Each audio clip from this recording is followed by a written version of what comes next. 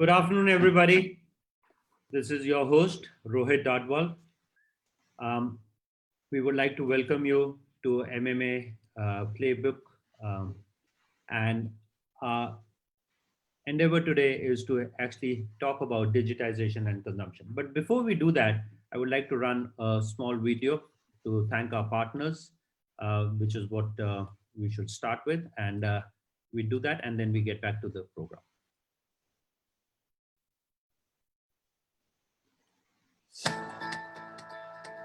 AdColony is the highest quality mobile advertising and marketing platform.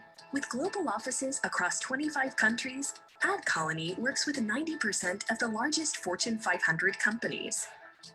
Captivate your audience.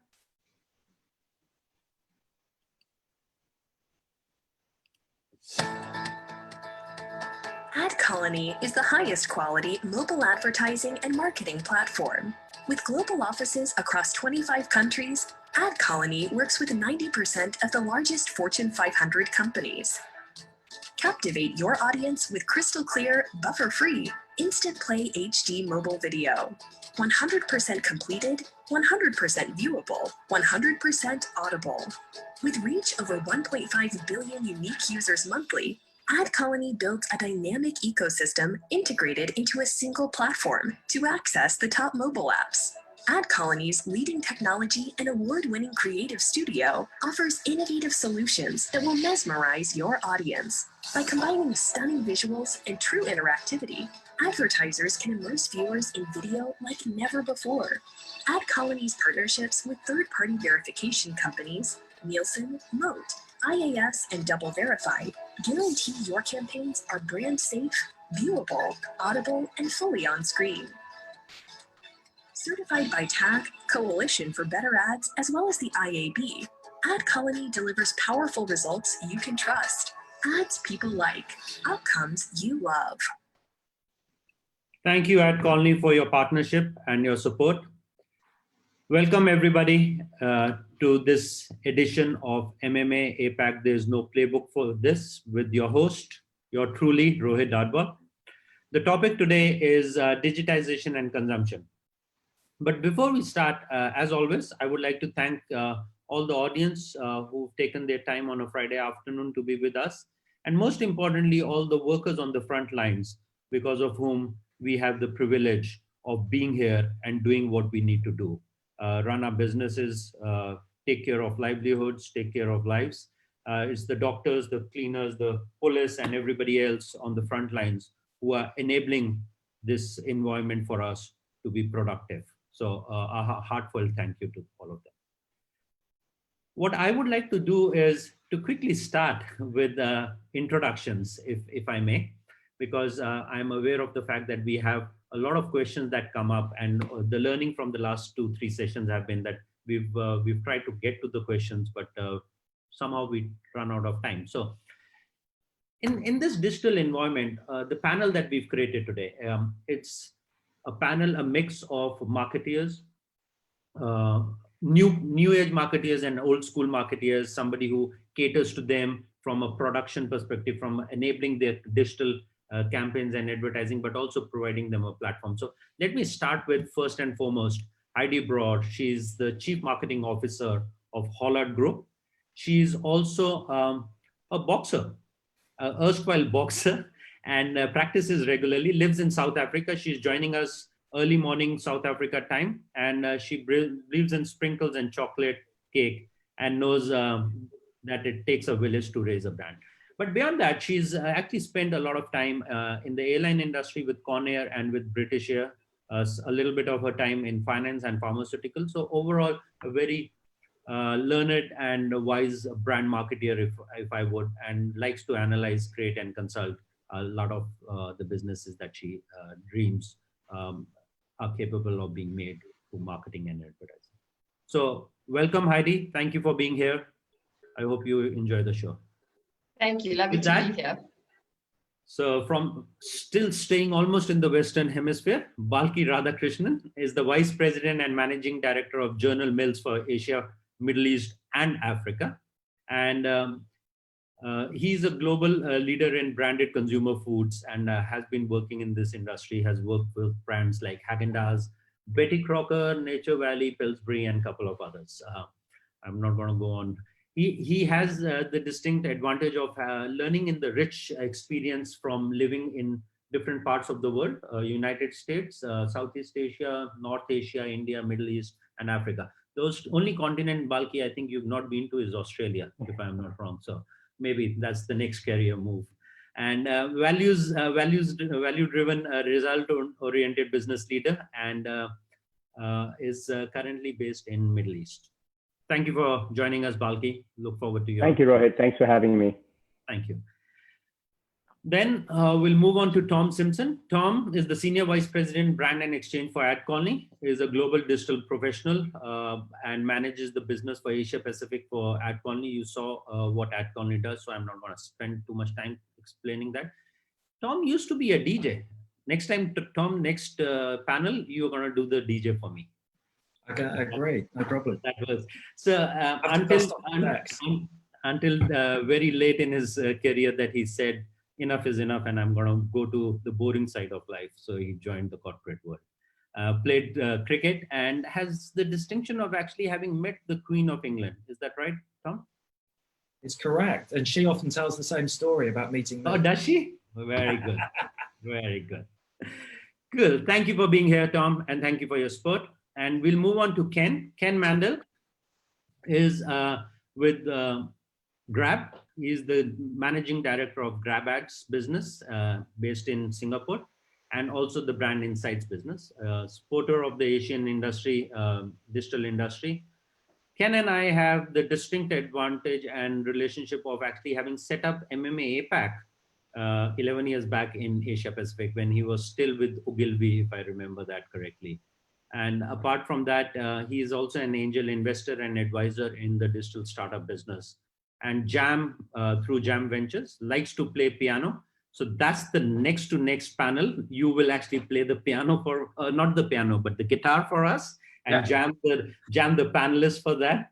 And in his current role at Grab, his objective is to actually help lead the pioneering of accumulation of ads, both from a digital and offline perspective. So welcome, Ken. Thank you for being here, and welcome to all of you. So I want to start the presentation with a couple of thoughts: digitization and consumption. The main thing around this is there is a change that we've seen in the last 8 weeks. The change that we've seen is that digitization has been forced in a manner nobody had ever dreamt of. We have heard about digitization. We know digitization is going to happen, but nobody really knew that it can be done in the pace that it was done in the last 6 weeks. I can assure you, if there's anybody in this audience or on the panel who could possibly dream and say that I knew it could be done in 6 weeks, they would be lying, 100%. Nobody knew it. The nature has forced, or the virus has forced something that we all would have wanted ideally to be done by all of us. Now, with that in mind, and having said that, what I wanted to start off the discussion with all of you is about how do we make sure that this is something that works for all of us. This is something that we can take learnings from. We can use this in our days to come and build on it from there as we move forward. And the context here, let me share the context for the audience, is that there is a great tenacity of the human race of learning from what they've been able to do and how they learn from some of these calamities or adversities that come our way. Now, and I would like to start with a quote, which is digital means change, choice, innovation, speed, and people centricity. Pearl Zhu said this. And this is really true because at the end of the day, if we were to think about advertising and marketing, it's about that holy grail of personalized communication to the consumer, to be able to communicate and deal with it. And with that, let me ask Balki the first question is, how important is the customer experience on consumption in an increased digitized world, as we move forward, we're going to see more and more of this happening. So how do we deal with it, and how do we bring this to the forefront? Yeah, go ahead. Thank you. Good question to get us started. But before I jump into responding to your question, I want to go back to your opening on thanking the frontliners.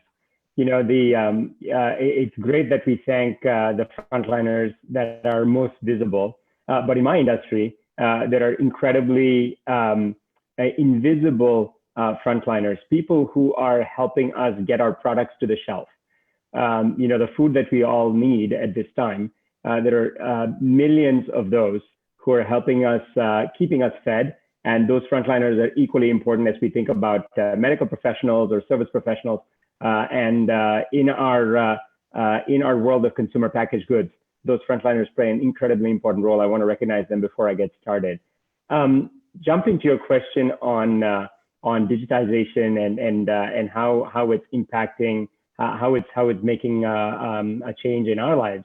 You know, I want to start off with, I think the window that we see in terms of opportunity for manufacturers or for consumers to be a part of it is significant.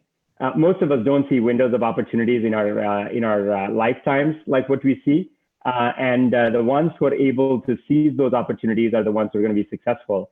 And that window is also likely to close at some point. Is that a couple of months? Is that a year? I don't know.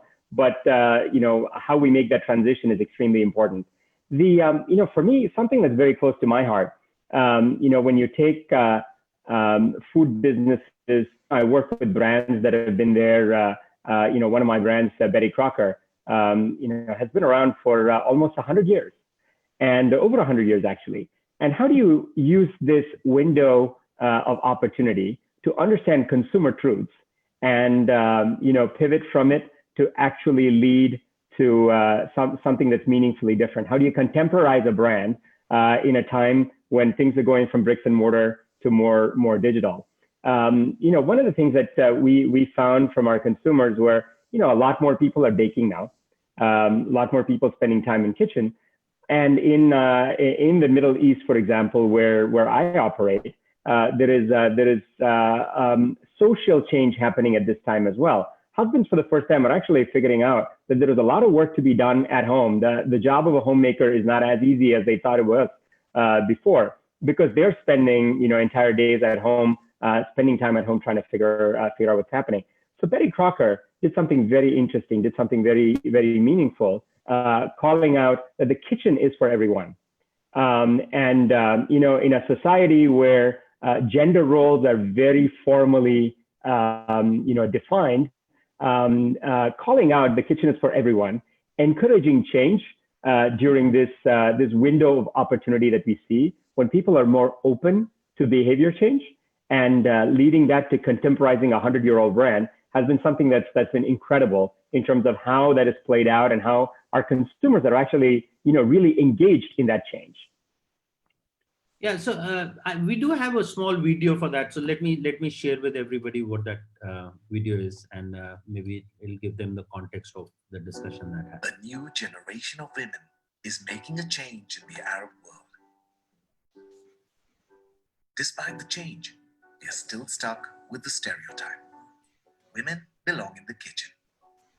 For almost a century, Betty Crocker has proudly supported every woman. But have we? Introducing Sultan, the boy who changed Betty Crocker.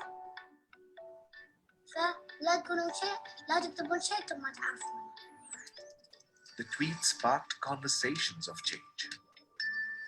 We looked at over 100 products in our market and discovered Sultan was right. Cooking instructions only speak to women. Working with a linguistic expert, we found that the Arabic language can address both men and women, but brands follow the stereotype and only speak to women. We changed the baking instructions in a way to address both. The new progressive instructions address all cooks regardless of gender. But we didn't just change a few packs.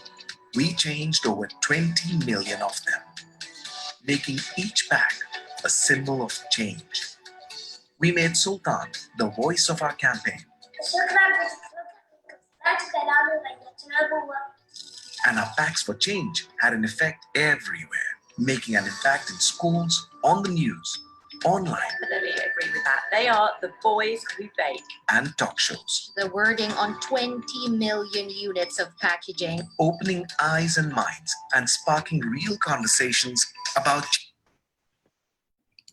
So just a quick video of giving you the context of what Balki was saying, and I think it's very important. And let me build on this from there and move to Heidi. Heidi, when we're looking at brands making this change and everything else around it, how do you build trust from there? How do you build that relationship with the consumers to actually have that trust in that communication, and especially given that social media is becoming so important? How do we lend to the intent and the purposeful nature of the business that Balki alluded to, that we want to do the change, we want to do the good as a brand? But how do you build that trust with the consumer? Because consumer is skeptical at all points in time. They are being sold to. Yes, absolutely. And hi to everybody. I was going to say good morning, but I know it's not morning for everybody. The trust issue is a matter of consistency, and I think that now more than ever, for every brand, it's a matter of understanding who you are and how you present yourself to your consumers. And in fact, not only your consumers, also your internal people, the people that present your brands to the markets. And I think that that's where the challenge is always with digital and with mobile, is that because one is able to adapt and adjust so quickly, that you think that you can make these changes on the fly, but consumers can spot an inconsistency. You know, when this COVID scenario started to play itself out in South Africa, we had to have a look and see what we needed to do first. And the first thing we had to do is make sure that we were going to be present, because your brand can't disappear. So that's also about trust and consistency. We had to make sure that we were relevant, and we had to make sure that we weren't jumping on a bandwagon and looking insincere and insensitive. So I put one little slide. I think that you have it, Rohit, if you can pop that up for me. Sure. And it's really quite simple. You know, we outsource strategy to everybody else, and we forget that we really have one job of work to do as marketers, as the people that hold a brand in our hands, as a brand parent. We need to be relentless, insistent, persistent, and consistent. And if I leave you with one thing today, that's the thing that I'd want to leave you with, is our job of work is to build trust by being conscious of the fact that we need to be consistent all the time. And that's what consumers need. Pivoting is great. I swore I wouldn't use the word pivot today, but here it is. Pivoting is fantastic, and we need to do that in a digital world. But consumers are 360 human beings. They are whole, and they see things, and they understand when we're not being sincere. So understanding what your brand stands for and continuing to deliver that on a basis that builds trust is fundamental. We were blessed. You know, I sell insurance, guys. That's not so easy. People know they need it, but they don't want it. I thought selling airline tickets was a grudge purchase, but insurance is even more so. But the reality is that if you know what you stand for, if you understand that everybody really in your market is selling the same stuff that you are, and that you have to differentiate on something else, and then you're consistent, insistent, persistent, and relentless about your messaging and your purpose all the time, consumers will believe you, and they will trust you. We had a campaign underway for 10 months before COVID started, where we were talking about inclusion. It's really interesting to see this campaign of Betty Crocker. So we were talking about inclusion because we have a really diverse society here in South Africa. And ours was just about saying hello to people as a brand, initiating that first conversation is how you create futures. And we were able to continue and pursue that same messaging in a way that helps to continue the trust by saying, now more than ever, as we're separated from each other by the pandemic, we still need to say hello because our better futures are connected. So for me, consistency is really the word that I would use, and it's necessary in a 360 perspective for every single brand, inside and outside. Great. Anybody else has anything to lend and add to that? Okay, so let me move to Ken. Ken, you are in a world which is led by digital. You are in an organization which has redefined an old school business, Grab, as a shared economy business. It's a new age brand, and while a new age brand is created and digitization is the reason for its sustenance of its being, but it still very closely works with the offline model. If there are no cars, if there are no drivers, if there are no delivery systems, bikes, etc., it doesn't stand on its own. Digitization, while it is as important as it is, and while it is the buzzword, and it will continue to grow as we move forward. What I wanted to understand from you is the amount of this change that is happening or being created, and consumers are starting to get used to this change, still manifests on the basic premise that the offline brick and mortar world is the reason why digital businesses, in this particular case, sustain themselves. So how do you build from there? What do you see as the building blocks for this as we move forward and learn from where we've seen all this change happen so quickly? Yeah, thanks. It's interesting. You and I have been in this digital business, as you were saying, even longer than those 11 years. And we always tried as a digital business to move people over to digital. We never actually tried to inject digital into analog. And I think that's kind of what you're hinting at, is that first of all, today there's no such thing as an analog or digital world. We live in both worlds. As advertisers as well, you don't just do digital advertising or analog advertising, because consumers actually live in both worlds. But yet, as we think about advertising, we think about it in these segments. Oh, that's the digital people, and these are the traditional people. But the consumer, they're just living, and they're living in a world that actually is very hybrid.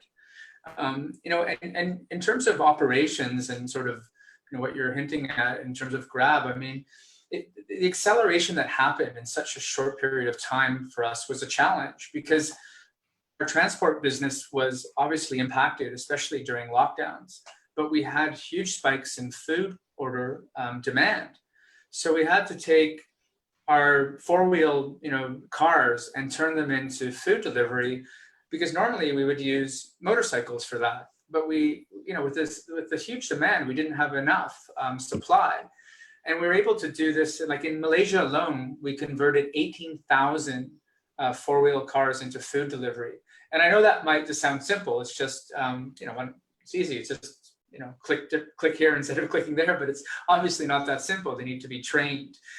We have to, obviously take into consideration hygiene and train people properly, because it's a different business that you're suddenly doing. And over, a couple of months, I think there's been more than 140,000 converted. And that's not digital. That's very analog. It's very grassroots. There's a lot of elbow grease that goes into that. And, our ops teams are amazing at that. But yet here we are, this super app, this everyday super app that everyone thinks about as being digital. But you're absolutely right. There's a lot of analog in our business. And it's just, being smarter about how to connect those analog dots and then bring it into some sort of digital hybrid. You're right about anyone who said that they could predict this acceleration would be lying, because I heard a stat today that I wanted to share, which I thought was like literally amazing, because I always look at the penetration of e-commerce in terms of retail. In Southeast Asia, e-commerce is only about, on average, 5% of retail, right? That means 95% of retail is good old-fashioned retail. I'm sure that's accelerated, maybe doubled, maybe tripled. But in America, the stat I heard today was that every year, e-commerce grows as 1% more. So, 1% of retail, 2% of retail. So in 18 years, it was about 18% of retail. In the 8 weeks of COVID, it went to 28%. So like 10 years of growth in eight weeks, which is absolutely amazing. But this brings all sorts of challenges, because suddenly, this increase in consumption, is there sufficient infrastructure for that? I don't think Amazon or anyone in e-commerce was planning for that type of growth. And that means you have to have not just infrastructure, but high levels of privacy, security, et cetera.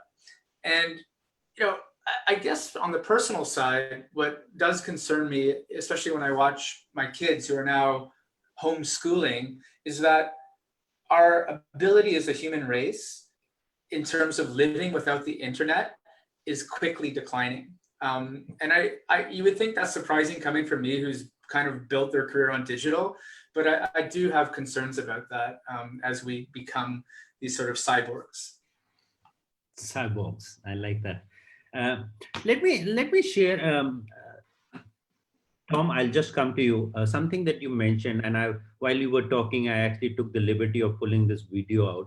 I was looking at this video when I was actually prepping for this panel, and I thought this was a very interesting video. And a lot of people actually don't really know the difference between digitization and digitalization, and what does that mean of coming a digital world. And so let me play this video, and then I'll come to Tom. Given the video that you will see, I just wanted to build that as a context. And then the question to you is, how does that fold into going forward from a personalization perspective, also build on consumers' psyche, and how does that play? So let me just play that video before we go forward, and then we'll talk about it.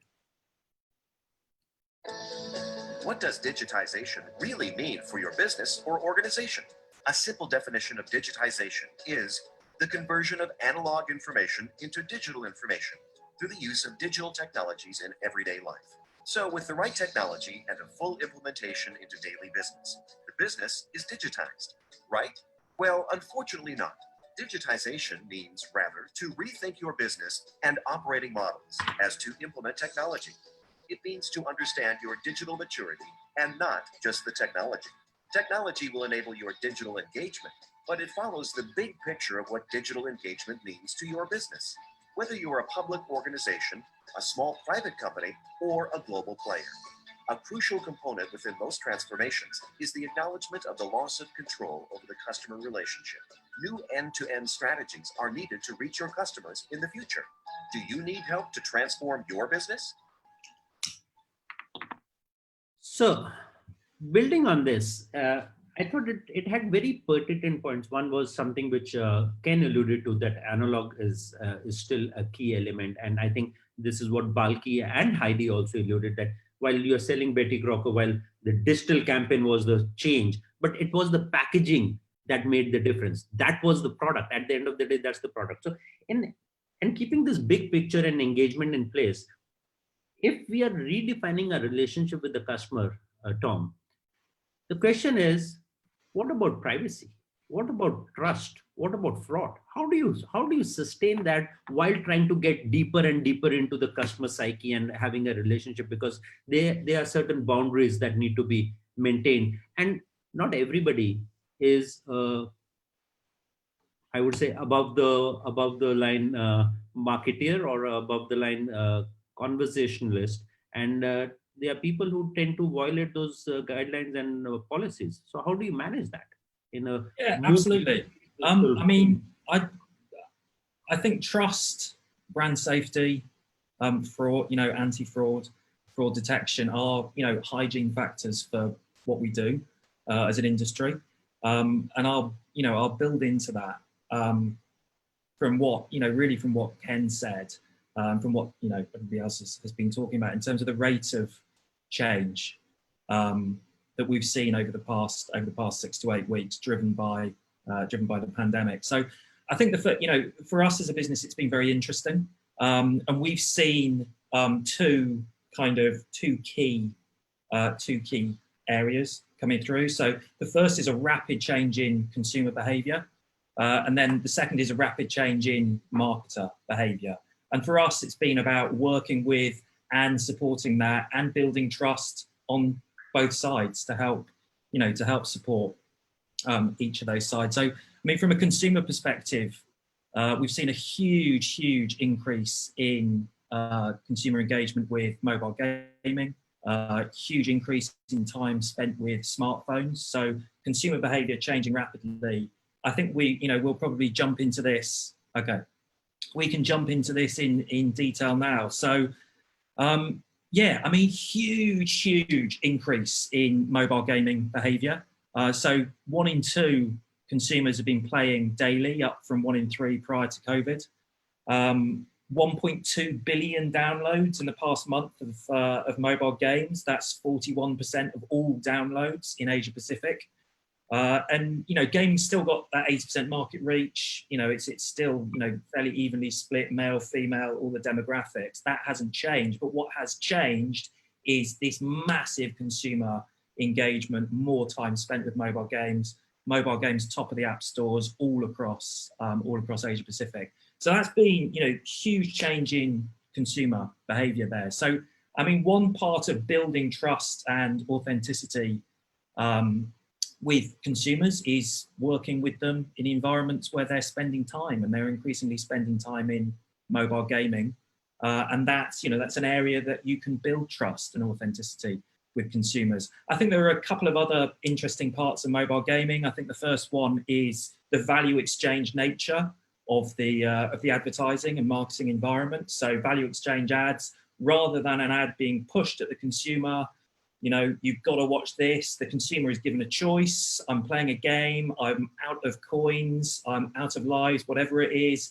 Would you like to pay for it, or would you like to watch an ad and get what it is that you want, supported by a brand? And it's a really good way actually of brands creating trust, building authenticity with consumers. Consumers look at it very much as they're standing in a long queue to get what they want, and a brand comes along and goes, do this thing, we'll pull you to the front of the queue. So really kind of positive, as opposed to just kind of sticking an ad in front of people. I think the other thing about the gaming environment, again, think about trust, authenticity, brand safety, is, it's just a very neutral palette. Consumers go there to have fun, to hang out with friends a lot of the time.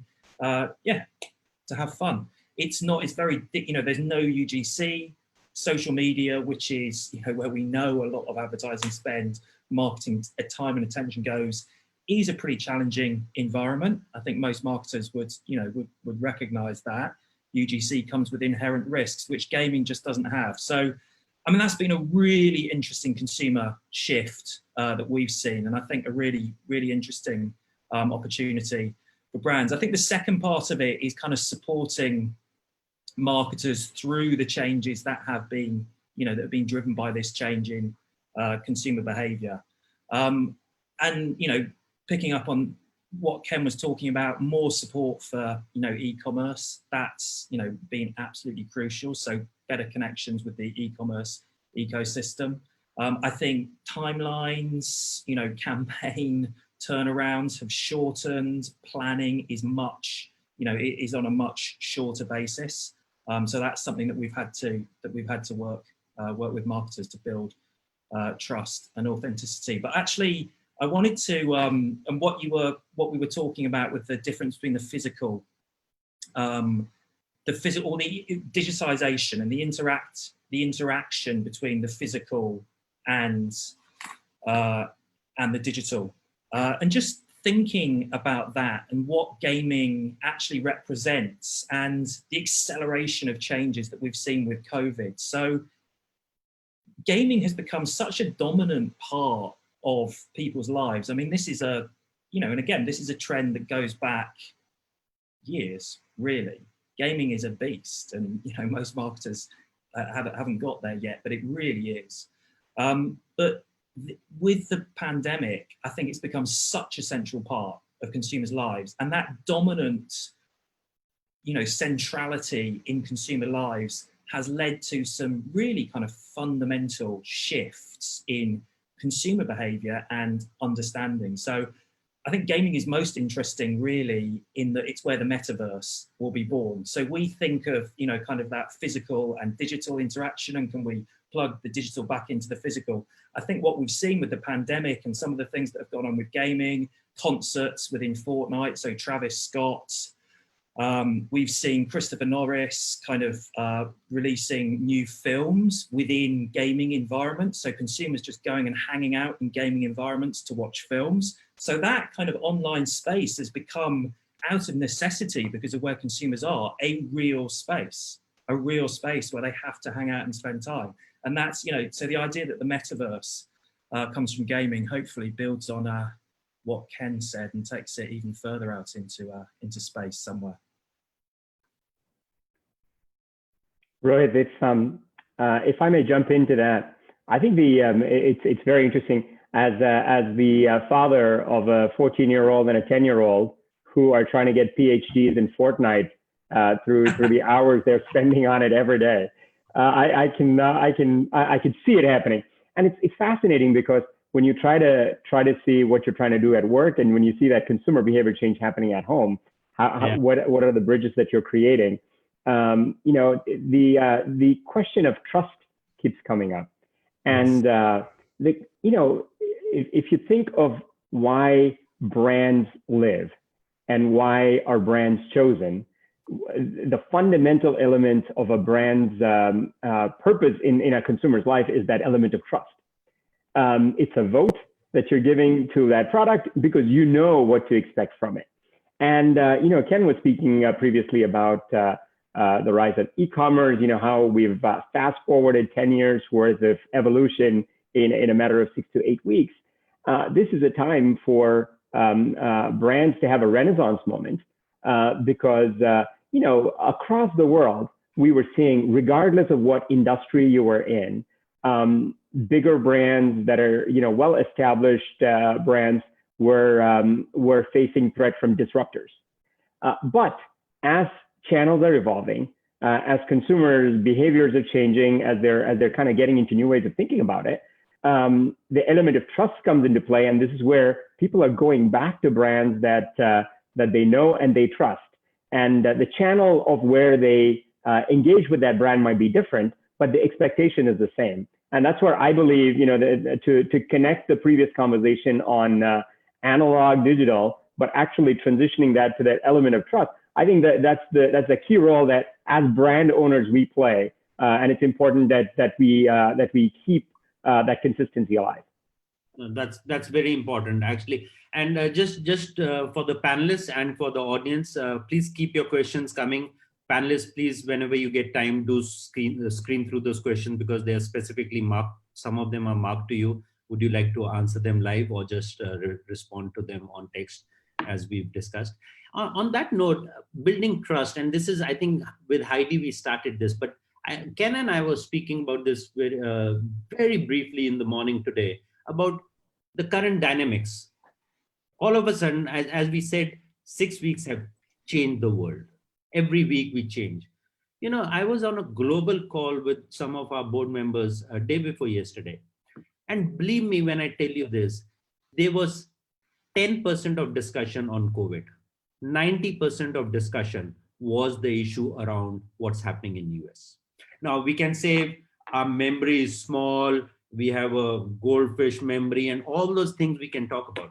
But the fact that these changes happen so quickly, the speed at which the information travels, we've seen it with the spring uprising in the Middle East and everything else. It is basically digital, which lends itself to the kind of momentum that everything builds. And Tom, you and Heidi, all of them mentioned the purpose of a brand to build that trust and all that. So I have a quick poll that Ken and I had spoken about, and then I'll bring it back to you, Ken, with this poll while I'm launching this poll. And everybody, please do respond. You can respond to this poll. The screen will go off. The poll will go off the screen once you've answered, and till the time you don't answer, it stays on the screen. But Ken, the question that I have for you is, if brands are the custodians of that trust that they want to build, we rarely see that actually being executed, other than the few words that people express themselves with. And I'll cite an example, and I know you have a couple of examples. In the last 1 month or 6 weeks, I have seen every campaign, whether it's insurance, retail, household, anything, is "we are there for you, we are with you." Every campaign has that tagline. I think the creative people are not thinking beyond those 3 words. We are together, we are with you, we are there for you. Beyond that, but those words don't really mean anything to the consumer. First time maybe yes, but next time it doesn't. So how do you build from there in the digital world and the analog piece around it? Yeah, I mean, it's I don't know, we're going from dark time to darker time, and I guess, brands are trying to keep up, and, their instinct is like, hey, how do we say something clever on social media? And that's fine. But at the end of the day, I'm just looking at the results of the poll. Okay, interesting. 61% not enough. Yeah, not taking enough action. So, I feel the same. That's what I voted for. I think that a few examples came up this morning for me. And, for the first time, I actually was kind of angry about it. I don't, being a marketer for most of, my adult life and being involved in the internet and digital, and, it's never bothered me. I love advertising. I love my time working on the agency side, and miss it a lot. But I was thinking, like, first, one was the NHL. Sorry, not the NHL. NFL, National Football League, right? They came out to express, their sadness about what's going on. And I thought, yeah, a few months earlier, you basically ruined, a player's career, right? Colin, Kaepernick, I can't always pronounce his name, because he took a knee during the anthem. And he was trying to make this point then, but, the NFL saw it as offensive. And then they came out with something today, which really was the point he was trying to make. And so they easily just flipped because whatever the momentum went that way. So NFL for me stands for not effing listening, because they really weren't listening. And I wish it stopped there. But then, I started looking at, brands that I really respect. And I looked at Nike, and they had something that was nice. It was, it was a nice message, but, for once, just don't do it. And I thought, okay, that's clever, but how does it help anybody? It's just clever. Adidas was similar, together is how we move forward, I think. Yeah, so again, the lines that you were just mentioning. And then I think Amazon came out with something that was kind of neutral. It was like, hey, together we stand in solidarity. Okay, at least there's some more action in that. But the best thing I saw was, in terms of action, was the music industry in America saying, take Tuesday off. It's Blackout Tuesday. And that meant people could go and they could protest, or they could do what they wanted about what was happening in the world. They could take action. And I think this is what it comes to me. It comes to one thing, like, you can talk about it or you can do something about it. And I think, we're seeing this now with some brands pulling their budgets from Facebook, but let's see. I don't know. It's a tough one. I'd love to hear what other people have to say about it. And it's kind of my Friday rant. Yeah. So going back to you, Heidi, this is where we started. And insurance is a difficult product to sell, as you said. You thought airlines was difficult, but and this is all about trust and the consumption. So just going back to the subject, digitization and consumption. How does that actually correlate to the point Ken was making, that these are situations which actually tend to build momentum? The momentum is built around these situations and these positionings. And as a brand, how do you take a position around that? Well, as I was listening to Ken, I was thinking about something that happened a few months ago. There was an incident that took South African social media, particularly on Twitter, by storm. A guy had proposed to his intended in a KFC, and it became this huge thing, the KFC proposal, and all the brands jumped on a bandwagon and offered them everything for their wedding. I mean, these guys ended up having a wedding of note because everybody was offering them honeymoons and dresses and parties and so on. And I got a text. It was late on a Tuesday evening. I got a text from my CEO, who I love and adore and respect. And he said to me, "What are we doing about this?" And I was tired, and I was grumpy and whatever. And I was like, "Oh my God, we're going to miss this." And the next thing, I was online to my team, you know, with the thumbs, because we do everything like that.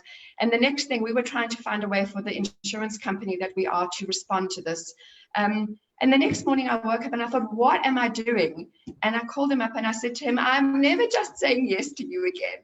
And I think that's what we need as brands. We have to be, as brand mamas and papas, we have to know what's right for our child and not just screech in because everybody else is doing it and we're feeling left out and we're scared people are going to say, "What are you doing?" Well, just what are you doing wrong? Why are you doing this wrong is even worse. So I think it goes back to what I was saying a little bit earlier about knowing who you are, what you can do. I'm going to just take this metaphor of being a brand mom or a brand dad, a brand mom or a brand papa. If you are raising a child, raising a brand, you have to know everything about that brand, what it's about that child, what it stands for, what it's good at, whether it's going to be soccer or cooking, who it should be friends with, as in brand alliances and associations, what it's, you know, how it can be positioned and so on. And so do all of the people in your ecosystem, in your brand village, who are raising your brand with you. For your child, it would be extended family or the teachers and so on. And for a brand owner, it's your agencies and your marketers and your team. And everybody's got to look at that brand as if it were a child and look at it and go, what's best for this brand? How and what voice does this brand have? And then really seriously assess every single scenario with that in mind. And sometimes being quiet, like the KFC proposal, which really we did it and it was okay, but it was just not necessary. Sometimes being quiet is the right thing to do because it doesn't suit your brand. And so knowing who you are, knowing what your brand stands for, knowing what will resonate, what consumers will take on and appreciate and respect about you is fundamental. And you can't try and make that up in the time of a crisis, because you will do the wrong thing and people will see right through you. So that's what brand essence, brand purpose, brand strategy, all of that stuff is. And you can't short circuit that. You can't leave it out. You have to know that every single day of your brand's life, so that when the crisis comes or the drama comes, you can deal with it with authenticity. So this has been wonderful, and I think we've digressed a little bit from where we started of digitization and consumption, but everything that the brand says and conveys to the consumer is all about the requirement for consumption. So just looking forward, and I'm in the interest of the time, I know we have to get to the Q&A also. There are a few questions that are coming our way. Please do keep looking at your screens for the questions that are marked to you, and let me know if you would like to take them live or answer them directly. But how do we build from here? So yes, we know there are more positions that one need to take, and there are more things that one need to think about. The great example that Balki started us off with is making that change, the change of women don't belong in the kitchen, or women are not meant for the kitchen, etc. To the example that you cited. How do we build from here? What's the future? Where does digitization and consumption come together? Does it actually play a role, or do the two of them sit separately? And I ask you this very specifically based on the examples that we've already discussed and shared, is when people are taking a stand, a brand or a consumer is taking a stand. I individually as a consumer can take a stand for or against a brand. There's nothing wrong in it. I can voice my opinion on Facebook, Twitter, wherever I want, that I have been mistreated by a particular brand, or I love this brand because this did so and so for me. How do we build it because of the digitization all around us? from supply chain to social media, from building brands, and in today's dynamic, building brands which are purely on digital. There was a panel discussion that I was doing last week, where people said people had not spent brand money on digital, but this digitization change will change that. People will start to spend. Now, with that in mind, Tom, let me start with you very briefly. Where do you think the future is headed? Is it digital leading the consumption, or is it consumption leading the changes on the digital world? What are we looking at? Who's taking the lead here? I mean, I think it's symbiotic. I think, consumer behavior trends towards digital, and brand, and product behavior will trend towards digital in exactly the same way. And I think it will trend towards digital from a brand perspective, both in terms of marketing investment, but also distribution, fulfillment. That side of it. So I think it's a symbiotic relationship. I don't think one leads the other. It's just, it's progress. Ken, your thoughts? For me, it goes back to this. I think, Rohit, I feel like we're past this brands don't spend on digital. I think they do, but it comes back to this. People do live in both worlds now. And so I guess, brands just have to be more purposeful with the spend and direct it to the right channel at the right time. It's different for different brands. If anything right now, maybe brands are overspending on some digital channels and need to think about balancing it more. It's a tough one. And I think this is probably why I've never been a CMO. It's a really tough job. So I appreciate, you guys who are CMOs, because being a CMO in this day and age, I mean, it's like being like, I don't know, that movie Spinal Tap, the drummer that keeps they went through like 18 drummers that just disappeared. It's really tough because it's not about marketing anymore. It's about technology, customer service, experience. Gone are the days where you're just trying to figure out what ads to run on television. So Balki, let me pose it. I think this is all leading to the pinnacle of being at the helm of the affairs. How do you prioritize which one is more important to you? And do you really need to prioritize? That's the first question. I think, Rohit, if I may try to connect the question to the poll and the response that you got to the poll. Yes. If we as brand owners, as people who are making these choices, making these decisions, if we think about it as a marketing opportunity, if we think about it as another touch point, and I want to send you, I want to push something out to you, I think it's we're going to fall woefully short, which is why 61% of the people in your poll, I believe, said brands are not doing enough. I think, as I think about digitization, what's happening right now in front of our eyes with mass migration of consumer behaviors, I think it's extremely important on two fronts. One is on the decision maker front. You can call it the leader or the marketer or the agency person, whoever is leading that campaign to get the message across. I think we've moved from IQs to EQs.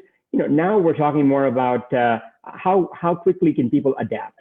Maybe it's even an AQ of adaptability quotient, of understanding consumer behavior change and not being tone deaf. But I think Ken's NFL example was great on that tone deaf meter, but not being tone deaf, but being relevant and purposeful at the same time, being distinctive, just so that you're not with the herd. So that, I think it goes back to that adaptability of those decision makers. I think that's extremely important. The second part of it is, this happened a lot during the COVID, right when we were in the peak of the COVID, because it disrupted all of our lives so much. We were all focusing on ourselves. We were focusing on ourselves. people right next to us, be it focusing on family, be it focusing on our teams, saying, hey, how are you doing? What's going on?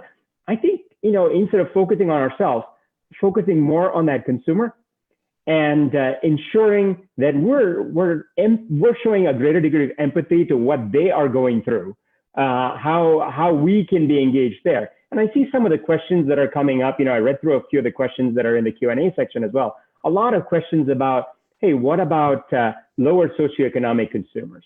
What about people who have less access? So that this doesn't end up being a first world problem that we're trying to address, sitting in a more second and third world kind of an environment. So that's kind of where I would leave it. Yeah. Okay. So just a quick segue from here. We'll dive into the questions now. We have a lot of questions, but before we do that, there's a fun poll which is coming up on your screens. Do take this poll.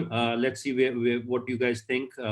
What do you guys want? We all want superpowers, especially nowadays with COVID, with racism, with everything that's going on in the world. Why not? But I'll dive into the questions. And first and foremost, this is a question which Dick Van Mortman, he was actually the panelist on the last show.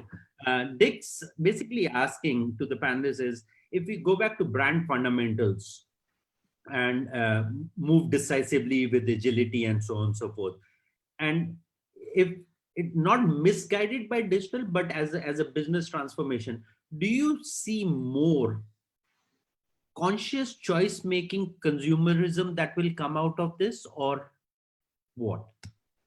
I think that's the point. He also made this point in his own discussion, that purpose is what's going to drive, and if you can relate to the purpose, you will be able to sustain better.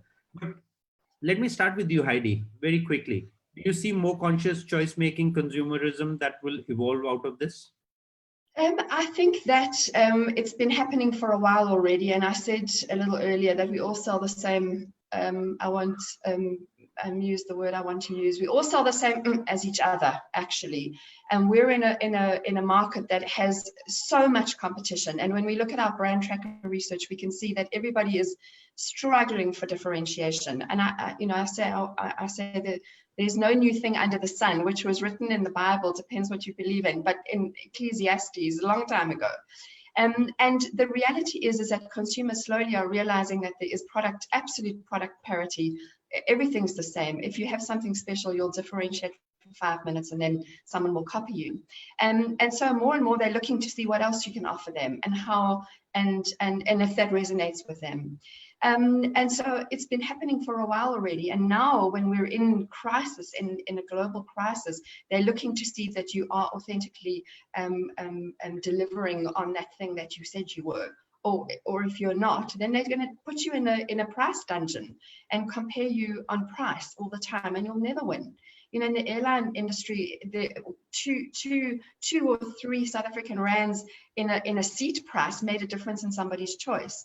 But we had a brand that people loved, and they were prepared to pay a little bit more. Why did they love? Because we stood for something, and they could see that. And I think just back to the earlier question, the earlier discussion about how you be a 360 marketer. I think we have to keep it simple, and we have to just go back to the thing. What is the widget you're selling? To whom are you selling it? And where will you find them? And then go and communicate with them in those places. And they are whole human beings. So I'll just leave my soapbox on that for a sec. Whole human beings. I like that. Okay, so just moving on to a couple of other questions, if I can take the liberty. I have shared with all the attendees and the panelists the video that I was talking about, that every company is doing the same kind of messaging. So that's already been shared on the chat mode. You guys can look at it. Vishnu had shared it with me, and I had seen it sometime earlier. So next question is actually for Balki. Balki, this question is from Kayo from Kayatam Consulting. Specifically on nutrition, if we talk about markets dominated by middle lower income, which you kind of alluded to, but I wanted to build on that. If it is not about the middle lower income or to the poor or to the rich, how do we build communication which in today's world is very personalized. You know the person you can talk to on a phone, and from the consumption of the phone or from what AdColony and Tom can provide you, they can also give you some kind of a economic data on that particular person. How do you start to build it, and is that discrimination then? Yeah, well, yeah, I don't, this is, we're talking segmentation, right? Yeah. And segmentation with the right lens can be seen as something that's very meaningful for the consumer. And when seen from a different lens, could be seen as being discriminatory in terms of how you approach it. But I think it is about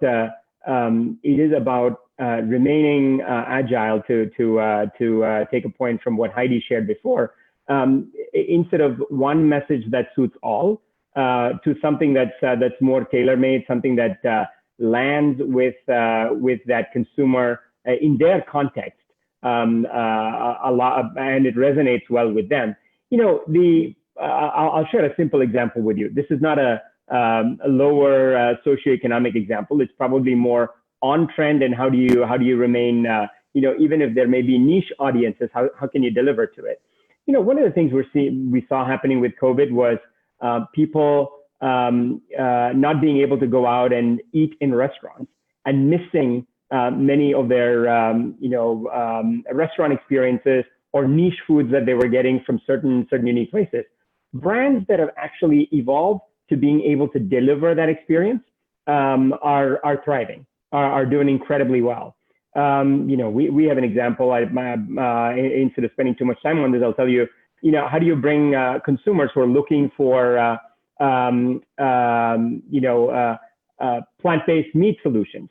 How do you kind of evolve, and how do you bring something as a mainstream brand to be able to deliver that? We did that in Hong Kong, and we've seen fantastic results in terms of how we're delivering omniport.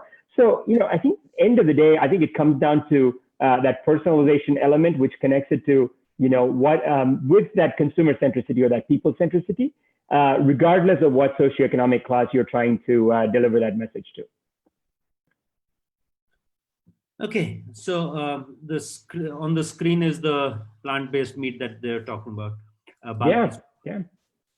So Sandeep Srivastava from Accenture is asking this question.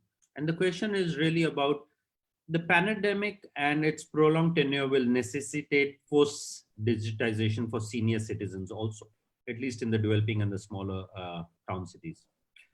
Could brands take responsibility here on making old age people switch to digital modes? Brands could benefit in the process of making this. Now, when I read this question the first time around, and I took a little time to ask this question and rephrase it, is it, there are two ways to look at it. If everything has two sides, is it also looked at as an opportunistic, if you are starting to teach elderly on using digital, because that also means if a brand takes the responsibility of doing that, then it also looks opportunistic. How do you bridge that gap between education and selling? Ken, in your case, you guys are the closest to doing that. You would be the first choice, if you will, for the transition for everybody to digital. Yeah, I mean, it's a good question, and I think it's an important question, because I think brands as utility for me is very appealing. For brands not always to be marketeers, but how do you provide utility? And at the end of the day, I mean, Grab is a utility. We help you go from A to B. You can order food, and then in the middle of that, we do have branding opportunities and advertising opportunities. We have to be very careful about it.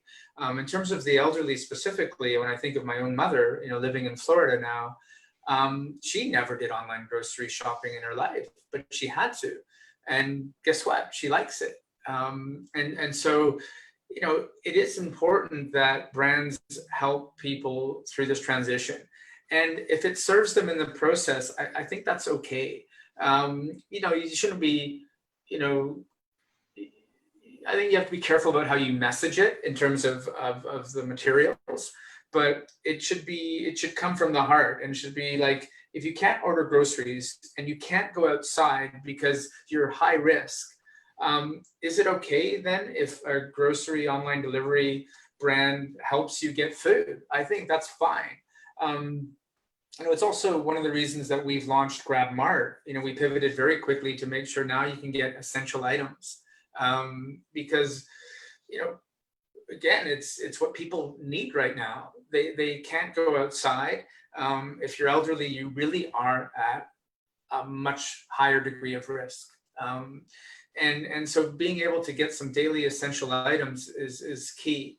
And to be able to get them on demand. I guess that's the role that we play. I mean, there's lots of people out there who can deliver through e-commerce, but this is really on demand. You need it now.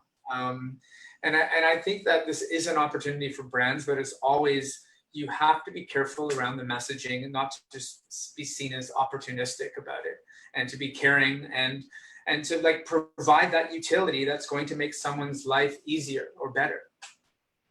So that's very interesting, to provide that utility and to make somebody's life better. But the question is always, and this, Tom, I'm coming to you with this, and this is Jessica from South Africa. While this question is more from an advertising angle, but I'm gonna change it a little bit and try and build on this. Is you sit in the middle. You help brands understand what the consumers want. You are the ones who are, in a way, helping the brands understand the consumer behavior, but at the same time providing the connectivity, or you are the connecting tissue between the two worlds, if you will, between digitization and brand. So in that context, I wonder what the long-term impact of this kind of conversation will be. And you cited that example of gaming.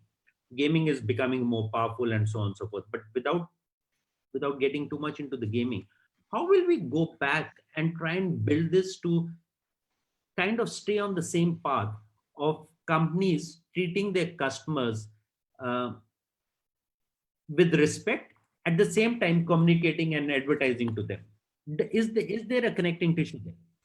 Okay, I mean, I think there's a few things to unpack here. So I think the first one is, what we've seen as a result of the pandemic are not necessarily entirely new things. What we've seen is an acceleration of existing trends. So, I think that is fundamental to it. So, I mean, if we're seeing changes that, from a strategic perspective, we have seen coming for a long time. I think the second thing I'd say is, we've all woken up with a hangover and said that we will never drink again. So, there is something in confronted with, something that none of us ever imagined. I mean, if you told me 4 or 5 months ago that I wouldn't be able to go out to a restaurant, wouldn't be able to meet my friends, wouldn't be able to travel around Asia Pacific, I would have, I mean, it was unimaginable. And now we're in that place, and we have been shocked, and and things have felt very different. But I think already, and the phrase "new normal" is overused, but we're just it's amazing what humans can adjust to, and what we can get used to. So I think we're already moving through that. So I mean, in terms of long-term changes, I think it's an acceleration of existing stuff. So, of course, we will see more e-commerce distribution, we will see more digitization, we will see the metaverse becoming more important, but these are things that we've seen coming for a long time. Okay. And also, I mean, the other thing that I'd say is, fundamentally, the job that brands and marketers are doing never really changes. So it's an everything is different and a nothing is different thing, because everything is different. Consumer behavior is changing. The tactical opportunity is changing so fast, and has changed extra fast in the past few months, but nothing is different. Marketers still have to connect with consumers, build authenticity, relevancy, distribute their products strategically. The job of marketing hasn't changed, won't ever change. Okay, thank you for that. And before get into the last question, which I've actually picked out the last question. Let me share with you the results of the poll of what people want as their superpower. Mind reading, interestingly, is the number 1. Teleportation as number 2. What is the most interesting to me in this? I don't know if you guys feel it like that. Immortality is 1%. No wonder people are not taking coronavirus seriously. I'm glad they are not, because we need to move on. This is something that has happened, and we have to put it in the rear view and just keep moving on. And that's the spirit of being alive and thriving in the new world. So the last question, and then I'll try and summarize before we go. What's the definition of enough? And I think this goes back to the discussion that we were talking about, the responsibility, the purposefulness, the trust, etc. And Vishnu is asking this question, Vishnu Mohan, is who is to decide what's enough? Brands are adapting to disruption and enabling survival as most imminent need. But should that not be the first step? And if not, what should be happening? How do we build as brand marketers? How do we build from there? I guess Balki and Heidi, if one of you would like to take a crack at that. I think it's more of a comment and compliment, but I think it poses a very good question as to where do we move from here? I think sorry, Heidi, please go ahead. No, please go ahead. You go, because that's a difficult question. I don't mind a moment to think about it. I'm just going to access my superpower. Sure, I'll take one for the team. How do you, what is enough? And I think it's one of the biggest learnings for us from the past 12 weeks or so is, that the unknown unknowns are so much that, you always plan for the known knowns, and maybe you plan for some of the known unknowns, but the unknown unknowns are so significant that you just, you can't, you have to stay agile, right? And we've spoken about agility, but along with that, it's the mindset of learning. So from what we do, how we engage, there may be limits to that, but I think the most important element for me and what I would like to take away from this is, that the learning mindset feeds that agility. And if we say, oh, we've learned enough on this topic, and if we feel like we know enough about digitization or how consumers are going to respond to it, I think we're writing our own obituaries, even though we may all consider ourselves immortal. But end of the day, I think it's important for us to make sure that we continue to keep learning, and that mindset of learning is going to help us define what the boundaries are in terms of what's enough and what more we may need. Heidi? Thanks for giving me a little bit of time and for your great answer. So I'm going to have to take the liberty of just expanding a little bit on what I think you mean. What's enough? So I think knowing what your purpose is as a brand and an organization really will guide you to know what's enough. So at Hollard, our brand's purpose is to enable more people to create and secure a better future. We'll know that we have done enough when we've done that. Well, that's a never-ending journey, right? And so that's what keeps us honest. That's what wakes us up every morning and makes us enthusiastic. Believe me, it's not I wake up every morning and I'm going to sell an insurance policy. That doesn't make me excited. But understanding your purpose and then following on with that.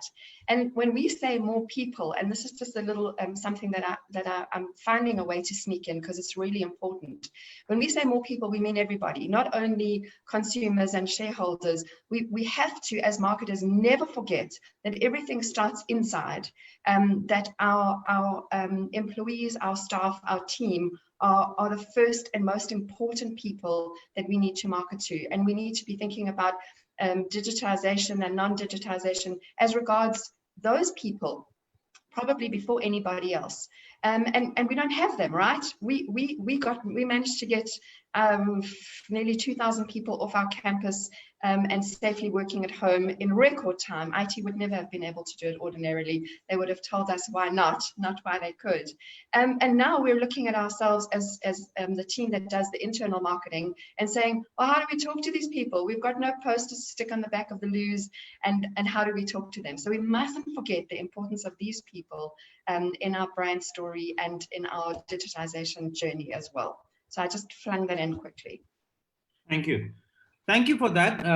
This was really insightful. I appreciate all the comments and your participation and engagement, and thank you to the audience. Just to summarize, I think the key takeaways that I have actually taken notes of is we need to engage and actually work towards a big picture, which Balki started with. The change is always imminent and you can actually lead to it. And I think to be able to drive that from a purpose perspective, whether it was the resist example that Ken cited or the trust example of Heidi that you cited, that we need to actually have that customer relationship and build that customer relationship so that when we are looking at doing the digitization and the new world as we move into it will be more productive. And I think you need to have that kind of conversation. And most importantly, there is change, whether we've seen it with gaming, whether we've seen it with consumption of Grab food, whether we've seen it with everything else. There is a lot more change that's going to happen. Education has changed, everything has changed. It is going to continue to change. Are we ready for the consumers to start using the products and services that we have to offer? I personally believe, and I don't speak on behalf of the industry as Rohit, I say that it is the consumer who's leading the way. If we do not follow suit, we will be left behind. And I think that digital is just the means to the end. With that, thank you so much. Really appreciate your time. And we look forward to seeing all of you at our next show on next Friday and the following Friday. Thank you. Bye-bye. Take care. Have a good evening. Bye-bye. Thanks, Rohit. Thanks. Bye, everybody. Bye. Bye, everybody.